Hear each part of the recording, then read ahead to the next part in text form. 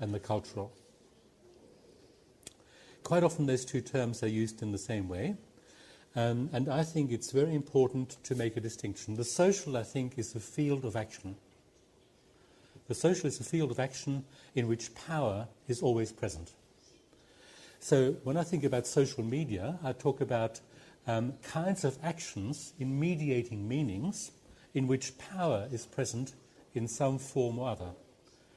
Culture, for me, on the other hand, names a domain of resources, things that are available to me to do things with. So I'm going to make a kind of a distinction between the social and the cultural.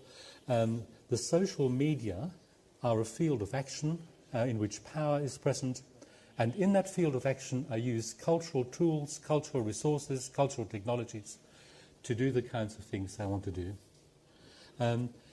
I want to talk about interaction and interaction as work.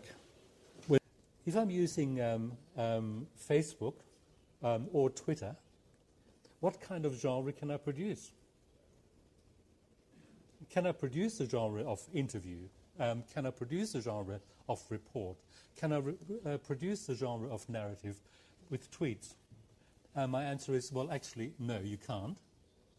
Yeah? So the medium prohibits the existence of certain kinds of social relations and the textual forms, the semiotic forms, which would kind of make these textual relations concrete in semiotic form. So the medium isn't neutral in that respect. It says, well, actually, if you want to tweet, the narrative isn't the best genre to imagine. A tweet is something quite different. And if you have Facebook, that's again something else. The media actually suggests certain kinds of social relations, but you can turn that around and say, I would like certain kinds of social relations which are differently constituted to the tweet, and so therefore you say, I will avoid this particular medium for this particular thing, I'll go to different mediums. So these things for me are enormously significant. Designing, you're also designing a potential world in which the person who will engage with this design will feel comfortable or not feel comfortable. Now, you're not just kind of designing something. And that applies to all media. It applies to blogs, it applies to Facebook, it applies to whatever they are.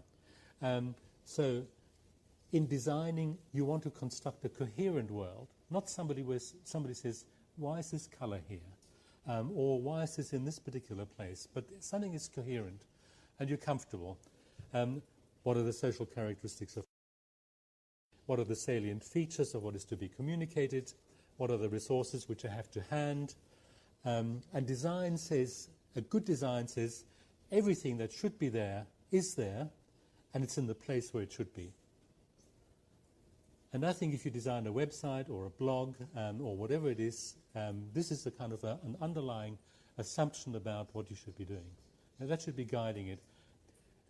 And there isn't, in that kind of sense of communication, anything which is banal. There isn't such a thing as banality. Everything is significant.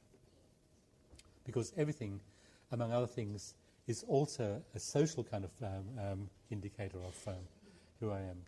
And I'll skip past these things because